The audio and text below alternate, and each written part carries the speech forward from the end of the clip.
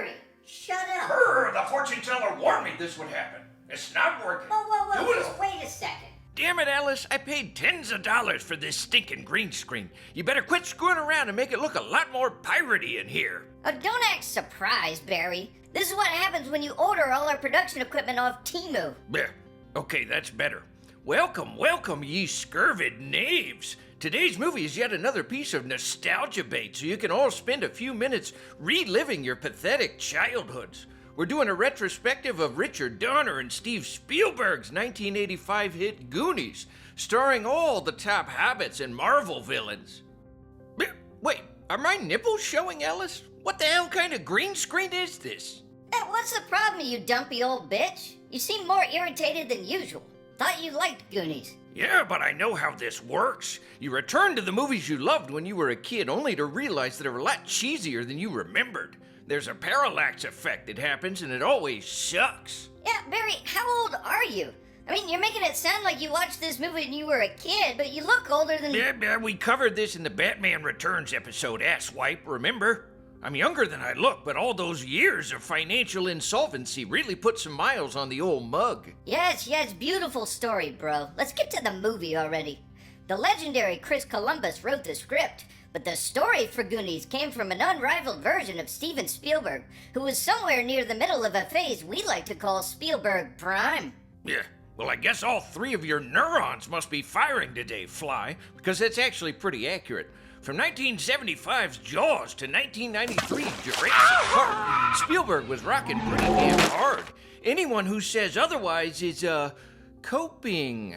Nah, Barry, don't try to talk like them kids on Reddit. Though it's been theorized that Spielberg secretly directed the wishing well scene in Goonies, along with the scene where the Goonies bang on the water pipes of the country club, the bulk of this movie's directorial duties went to the late, great Richard Donner, whom we discussed in our breakdown of Scrooged.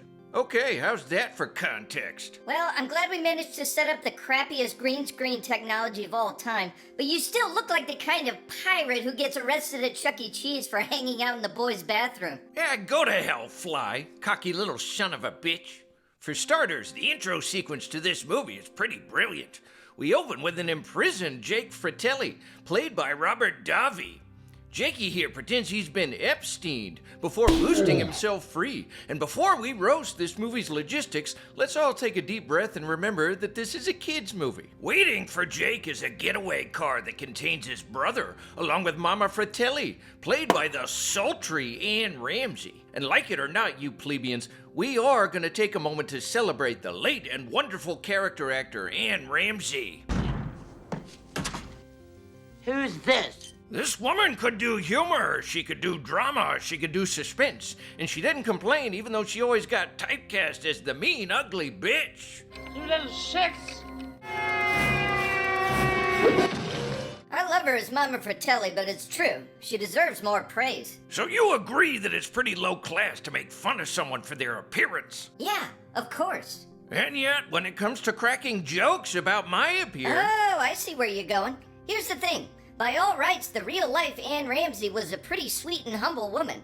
Listen to her response when asked what she values most. Health, love, the joy of knowing other people. You, on the other hand, are not only ugly on the outside, but you're a solid asshole all the way through. Very funny little shit. So Donner and Spielberg used the following chase sequence to stunning effect in order to introduce the main characters, including Corey Feldman's character, Mouth. Kerri Green's character, Andy. Martha Plimpton's Steph. Huy Quan's Data. And pretty much everyone else, including Jeff Cohen's Chunk. Ah, shit! Yeah, the chunk one is maybe a bit much. You can still make him a klutz, but he doesn't have to be that stupid. Ah, the old 1980s arcades. Boy, that really brings me back to my childhood, Fly. I mean, I could never actually afford to play any of the games because my parents charged me rent, but it was still fun to watch the other kids play. You know, sometimes they'd throw away their sodas or their french fries, and there'd be a little bit left in the bottom. That's when little old Barry would scurry out and grab it. They never said it out loud, but it was almost like they were putting some of their scraps aside on purpose. God damn, never talk about your childhood, Barry. F***ing Aronofsky would say it's too bleak. Yeah, so the Fratellis managed to evade the cops in cartoonish fashion.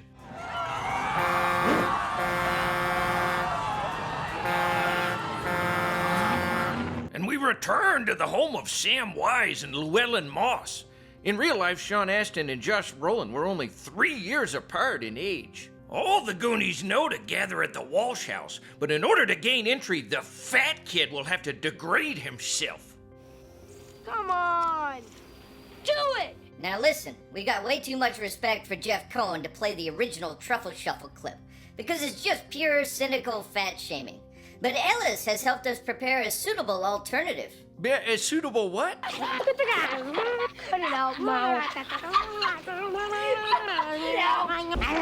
Yeah, thanks a lot, assholes. Yo, what happened to this kid? Why doesn't Jeff Cohen appear in movies these days? Well, apparently puberty ruined his career. He grew up and thinned out and stopped getting roles, and now he's a successful entertainment lawyer.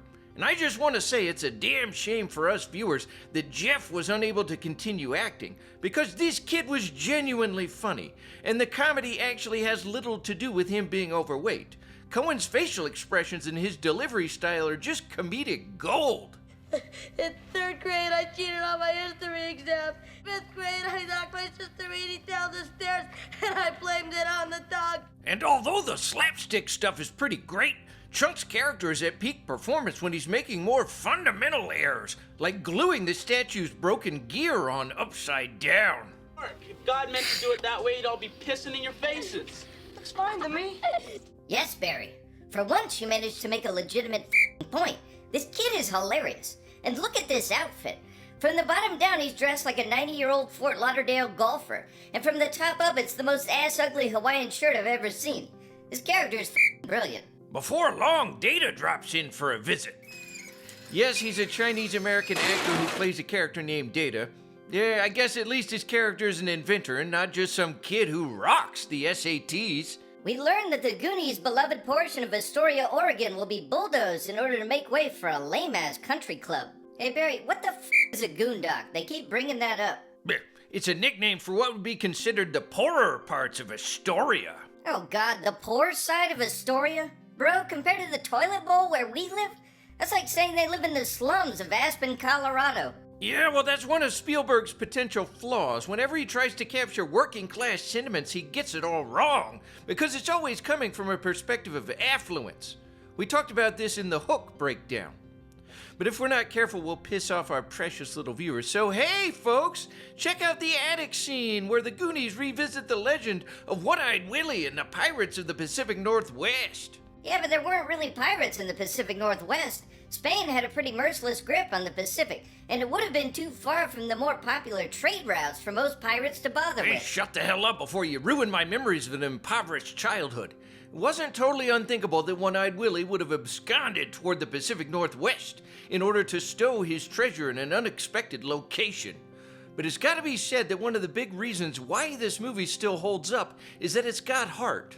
Brand and Mikey carry out a hostile and tumultuous relationship, and yet at the end of the day, you can tell they care about one another. Come on, before you get... That's just good storytelling. And it's also a movie that makes wise use of echoes.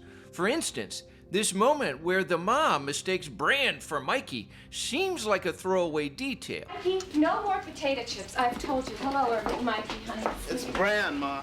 Until we get to the part later in the movie where Andy gets confused and rams her tongue down Mikey's throat because she mistakes him for Brand.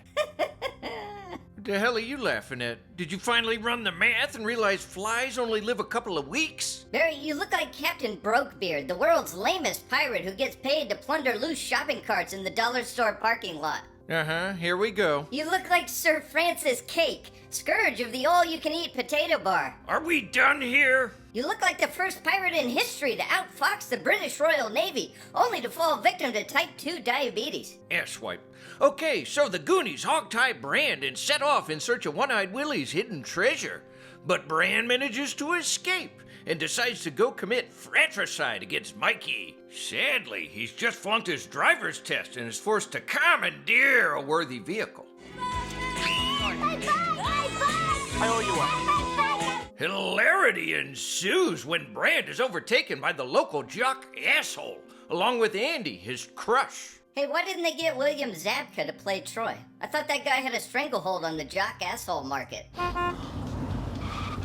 Brands, can we give you a ride somewhere? No. Yeah, well, I guess the Zab Man was busy that weekend.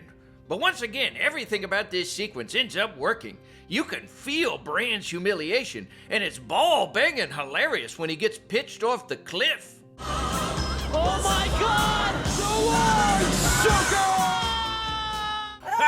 Oh, yes, good one, you Brand. crazy son of a bitch. Even back in 1985, Josh Brolin knew how to sell it. Meanwhile, the Goonies do some archaeology work that apparently the well-educated adults were incapable of doing themselves. And they end up at the Fratelli's hideout/bistro, which earns a very negative Yelp rating from Mouthman. Hey, Mikey, go to the bathroom. Eventually, the Fratellis leave, and the Oregoons are joined by Andy and Steph. Admittedly, these aren't the most complex characters you've ever seen. But at least the Goon Squad isn't a total sausage fest. And you gentlemen who are old and washed can probably remember crushing pretty hard on at least one of these actresses. In case you're curious, both actors have held up a hell of a lot better than I did. Barry, there are jugs of milk from the 80s that held up better than you. So, after a lot of dicking around, the Goonies discovered that the Fratellis have left Sloth, the third brother, chained up in the basement like the daughter character from that Resident Evil game. Thanks to Chunk's stupidity, they learn that there's an unusual drain in the floor. I got it! I got it! I got it! I don't got it. Get out of the way.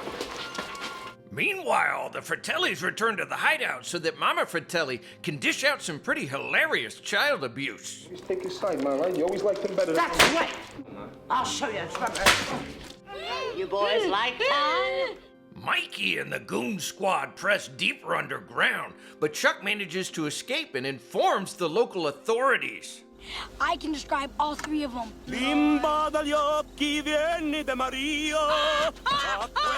And in case you're wondering why Robert Davi's voice is so melodious, it's because he really is a trained opera singer. Anybody else notice a very glaring continuity issue in that sequence? No. So the Goonies advance through the dark underbelly of Astoria, where they take part in multiple felonies against a country club for rich asswipes. Next, the goons happen upon the corpse of Chester Copperpot, a local explorer who... Just let the data kid explain it. See, they said the last guy who went looking for the witch stuff, he said he went in, but he never came back out. And it's right around this time that the kids stumble upon the set of Indiana Jones in the Temple of Doom, which is pretty damn cool.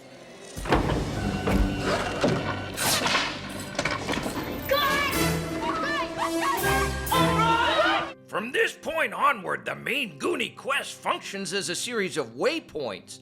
They advance from set piece to set piece, and next we've got the town wishing well.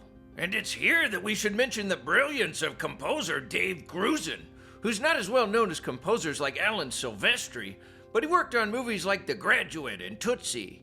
In the case of Goonies, Grusin is a superb fit. Just bask in this sparkling harp melody, which perfectly suits the film's fabular interests.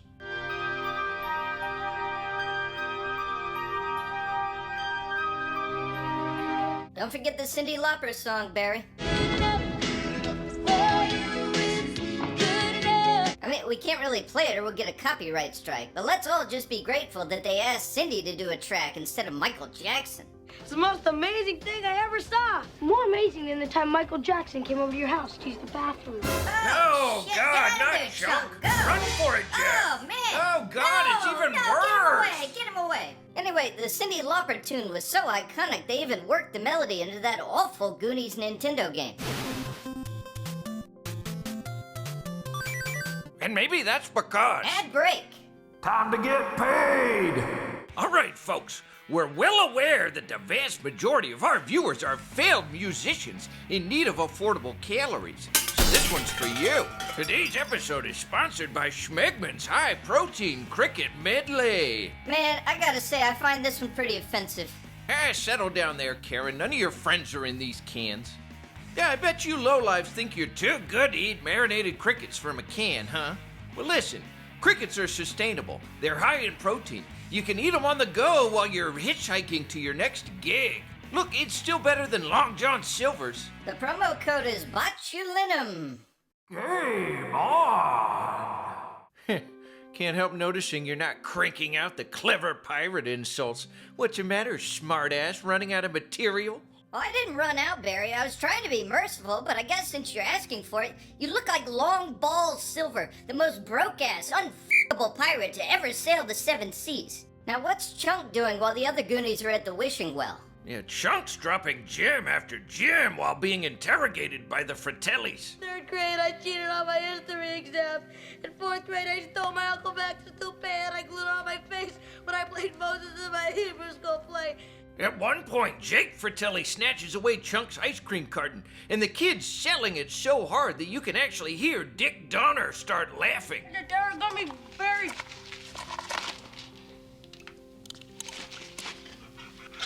God damn. You know you're making the scene happen when even the director cracks up. Yeah, so it turns out that Discount William Zabka has arrived at the very same wishing well to make but one humble request.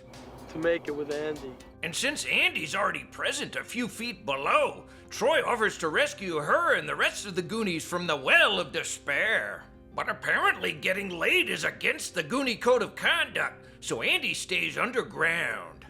Andy! You Goonie! Meanwhile, Chunk is chained up with Sloth, played by 6'8" defensive lineman John Matuszak. All things considered, Donner actually handles the Sloth character in fairly delicate fashion. It's clear from the jump that the Fratellis have neglected poor Sloth, and although he may be physically disfigured, the Goonies end up being very accepting of him, which is the proper course. Further, although he was pretty inexperienced as an actor, we think Matuszak actually instilled a respectable degree of humanity into his performance.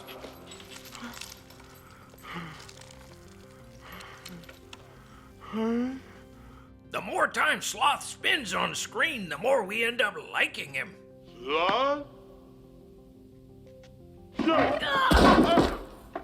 It's at this point in the movie that the Fratellis are in hot pursuit of the Goon Squad, and you can tell from all the little gags and booby traps that Chris Columbus and John Hughes would use Goonies as inspiration for their future smash hit, Home Alone, which Columbus directed.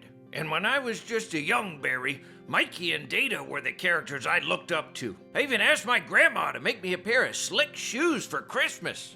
Slick shoes? Are you crazy? Data! But all she could afford was a single slick flop. Yeah, and that was the best Christmas you ever had. Wrap it up, Barry. No. While testing the slick flop, Grandma accidentally slid into oncoming traffic and died. During Christmas dinner, the whole family took turns putting cigarettes out on my forehead. Even my cousins, Poverty Paul and Destitute Debbie. I didn't even get to taste the squirrel casserole. Bro, why would this movie make you feel nostalgic? Your childhood sucked ass. Because that's how nostalgia works, dickhead. Go read some Svetlana Boym. From here onward, it's a lot of cat-and-mouse style action, with the Fratellis constantly serving to rush the Goonies along toward the next booby trap set piece.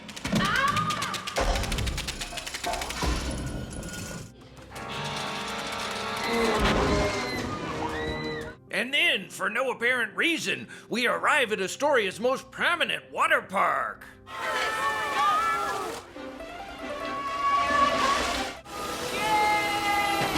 Hey, wait a minute. Which f***ing Goonie is this 30-year-old guy with 40-inch biceps supposed to be? Bip, bip, that's Andy. The dress is a dead giveaway. I don't even think they gave him a wig. Yeah, but even you can't talk shit about this next part. Yes!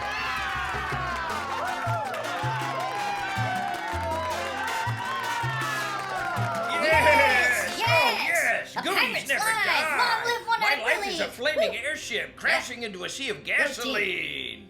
Next, our beloved Goonies decide to piss in the face of archaeology by putting their grubby mitts all over One-Eyed Willy's stunning galleon and doing pratfalls. Touch that? One-Eyed is dead. He doesn't care. Eventually, they make it to Willy's final resting place, which allows Mikey to engage in a little of the old face-to-face. You're the first Goonie. Wait, so each of these crusty old pirates died at the table at the exact same time? They broke their backs building all those crazy-ass traps just so they could die in their dumbass chairs? But it's a metaphor. So the kids decide it's high time they start shoveling Scrooge McDuck's swag into their filthy pockets, save for a few stray coins that Mikey says ought to stay with the dealer. That's Willy's. Save that for Willy. But then the Fratellis arrive just in time to challenge Data to a battle of slapstick comedy. Data does okay in the middle rounds. Data's just unhappy. But he just doesn't have the cardio to carry him through. And it turns out that the Fratellis enjoy pirating even more than the Goonies. Hey, you want to play pirate? We'll play pirate Barbs. No. But guess who saves the day? Ralph Macchio. Jesus, Muff Diving Christ. Sloth, you moron. And that is definitely the real chunk strapped to his back. That's definitely not a kid-shaped doll that they borrowed from Michael Jackson's house. So it's the Sloth Man who gets to swoop in and save the day, along with Chunk. No, Captain Chunk. And in case you forgot who directed the 1978 Superman movie, We're in deep shit now, Francis. it was none other than Dick Donner. Yeah, we all agree that that's a classic line, Alice. That'll do. So we get a little more exposition on the beloved Sloth. You remember the time we were gonna get your teeth fixed? And we spent the money on Francis's toupee? But we also get confirmation that Mama Fratelli wasn't such a great mother. I only dropped you once. Well, maybe twice. Yeah, whatever. She's not that bad, you precious little snowflakes. My mother used to headbutt me unconscious if she found out I didn't panhandle enough spare change off my teachers during recess. God damn it, Ellis, don't ruin a perfectly good thing by overplaying it. That's how you end up with the Marvel Universe. Blech. Now, unlike the Goonies, the Fratellis don't pay proper respect to Slick Willy.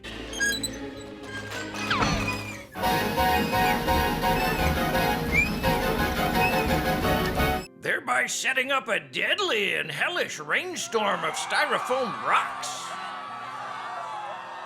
In any case, the Goonies make their escape with the help of Sloth. Sloth, Chunk. See, this is a good moment. It's got heart. Yes, it does. So the Goonies escape and are discovered by director Dick Donner? Well, I'll be damned. It's them goobers.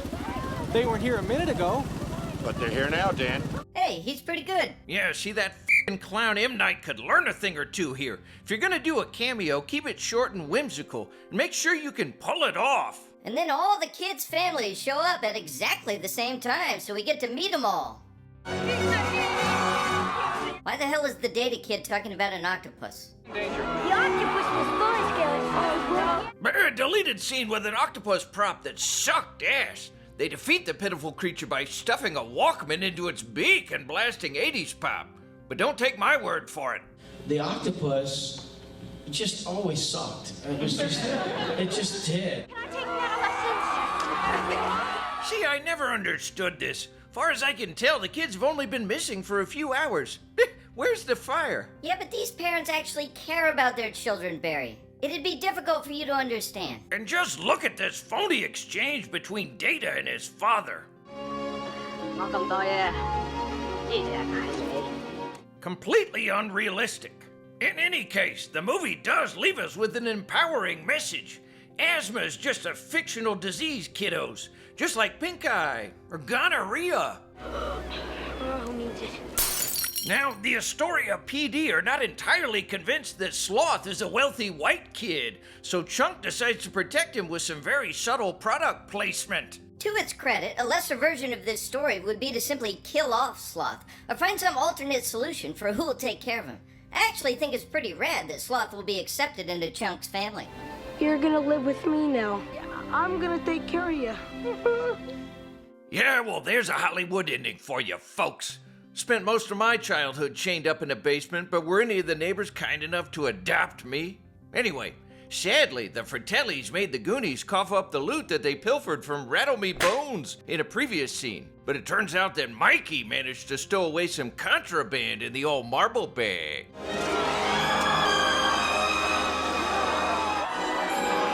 Man, I gotta admit, that's some of the fanciest looking crystal I ever seen. That's right, Fly. The 80s were a more authentic time, not like today. Not like today. Not like today.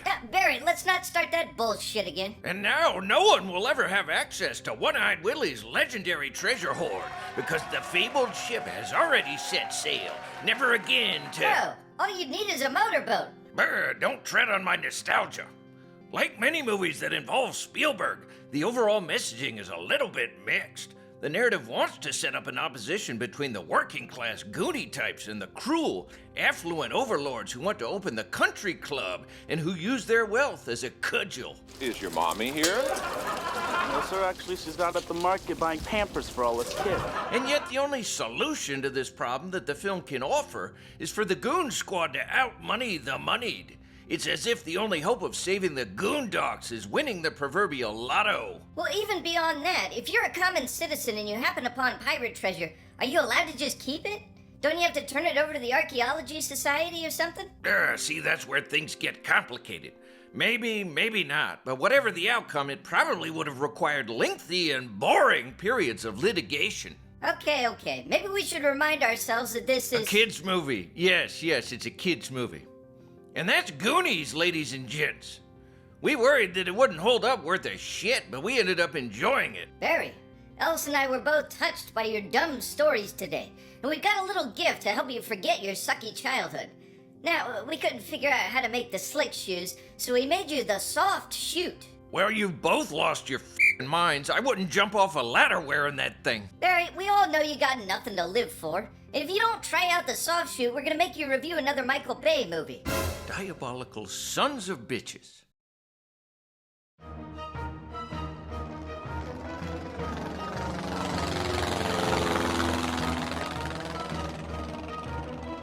Come in, Sweating Hippo. This is Cruising Fly. Give your flight status. Is it true that you ate all 9 of our cheese danishes this morning? Over. This is Sweating Hippo.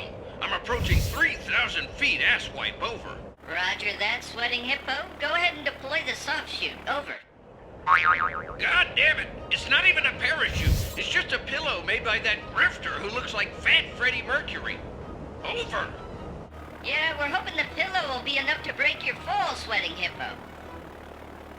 Try to lose some weight on the way down. Over. I can see the cotton candy factory just a few hundred yards to the south, Cruising Fly. I'll aim for that. Over.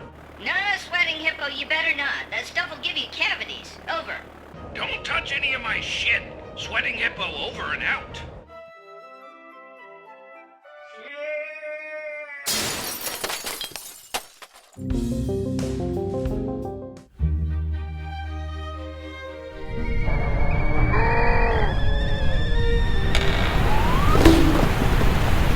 Yes, what? Sick of this shit.